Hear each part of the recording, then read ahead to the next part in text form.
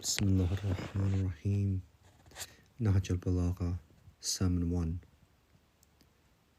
In this sermon he recalls the creation of earth and sky and the birth of Adam.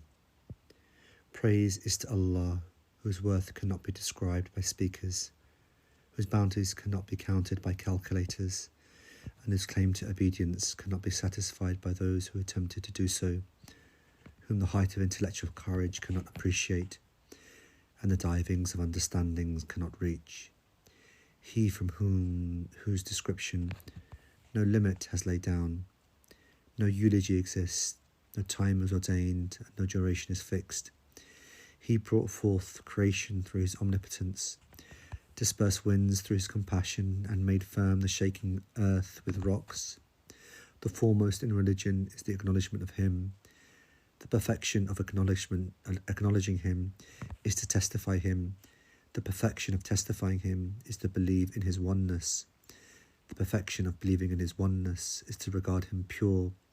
And the perfection of his purity is to deny him attributes, because every attribute is a proof that it is different from that to which it is attributed. And everything to which something is attributed is different from the attribute.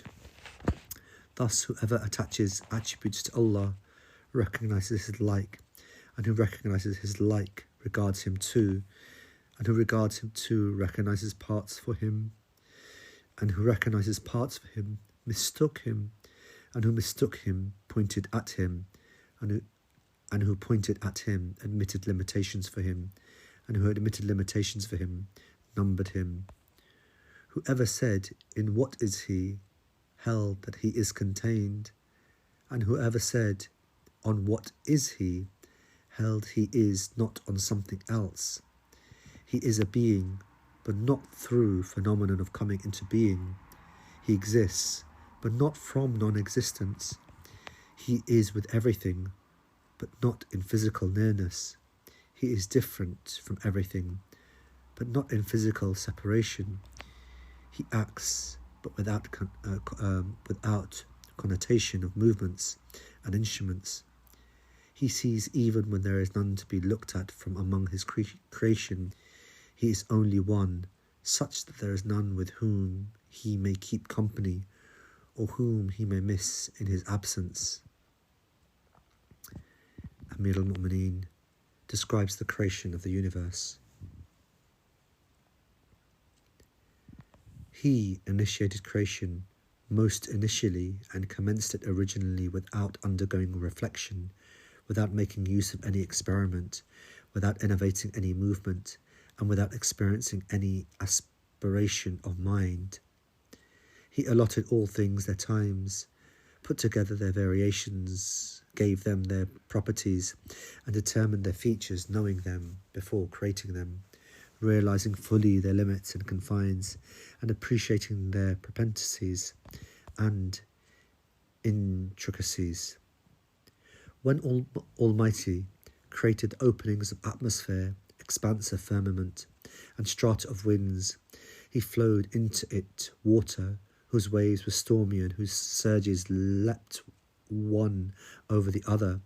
He loaded it on dashing wind and breaking typhoons, ordered them to shed it back as rain, gave the wind control over the vigour of the rain, and acquainted it with its limitations.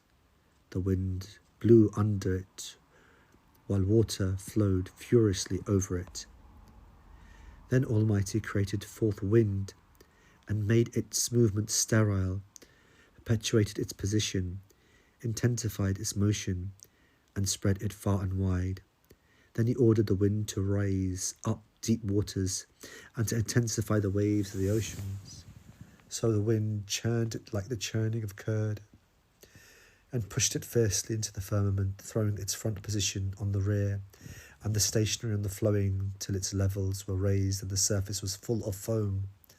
Then Almighty raised the foam on to the open wind and vast firmament, and made therefrom the seven skies, and made the lower one as a stationary surge, and the upper one as protective seeding, and a high edifice without any pole to support it or nail to hold it together.